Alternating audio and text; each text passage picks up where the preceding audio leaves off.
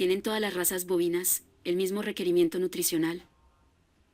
A los bovinos hay que proporcionarles la mejor comida y alimentación con el propósito que conviertan esa comida en excelentes niveles de producción.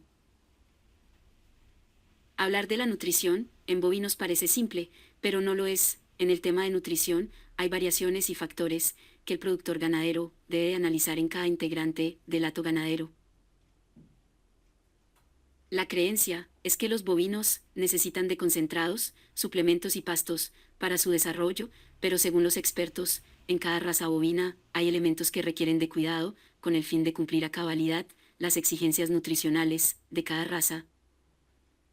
De nada sirve tener la mejor genética si el alimento que proporcionamos es de baja calidad y escaso. De esta forma los bovinos no pueden expresar su potencial genético.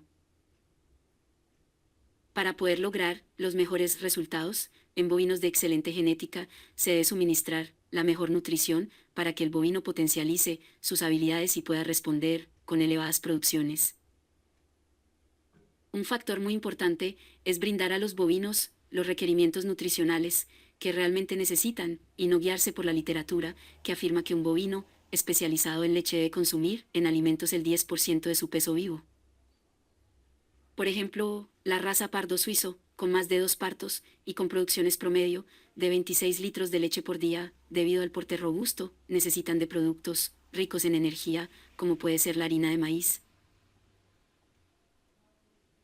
Para la alimentación de ganado élite, la alimentación debe ser brindada en 2 fases, una en la madrugada y la otra después del mediodía. La alimentación brindada en la madrugada debe durar de 5 de la madrugada a 12, la segunda de 12:30 hasta las 5 de la mañana, nuevamente asegurando 24 horas de comida en las vacas.